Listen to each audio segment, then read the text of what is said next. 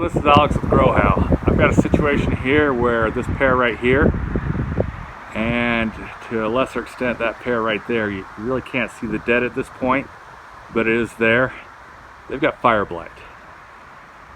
You can see the dead here. Now, one of the ways that we combat fire blight in pairs, since it is fairly common with them, is we come in and we have a tree that's generally 2-leadered. That means there are two main stems. There's the one right there, and you can see the dead leaves there. And I've got that other one back there. What this does is it allows me to take out this main stem. Now, I'm going to confess it's going to be a shock on the tree to do it, but the fire blight is extensive enough on this main stem, it is time to take it out. We call this a double leader system.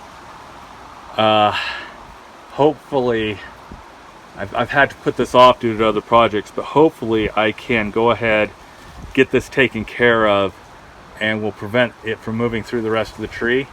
It's going to be a dickens worth of work, especially since I've got another tree that's planted too closely, and it's going to make this tree look funky for forever. But it's either that or I lose the tree altogether, and I'm not ready to lose this tree yet. It may have to happen, but I'm going to fight for it. I would love to film this, but there's just me, and it's going to be a little bit difficult. I'm hoping I can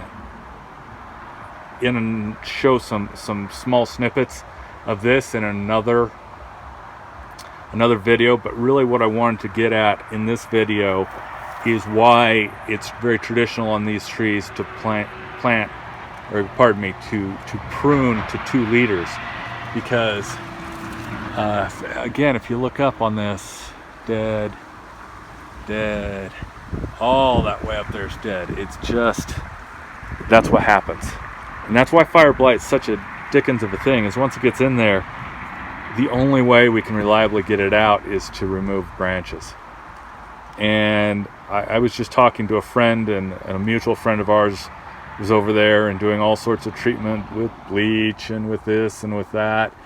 None of that's really effective. I mean, you can kill the outside bacteria and fungus with the bleach.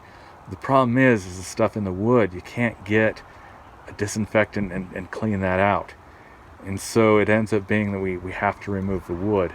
And a client here is probably going to be a little bit concerned because he's going to lose a good chunk of his pears out of this, which doesn't actually use much of anyway. But again, it's the choice. Do I lose, half the pears in the tree or more, or do I lose the tree? Hopefully we can save the tree. If not, I'll be back here next year and it'll be just a removal. And that would be a shame because this does provide good pears. If you have any questions, please use the comments below. Please keep in mind that the channel works off of subscriptions. YouTube doesn't notice me unless you subscribe. I would appreciate some subscriptions. And, well, at least if it's of value to you. If it's not of value to you, I understand. And thank you very much for coming along for the ride. Manana.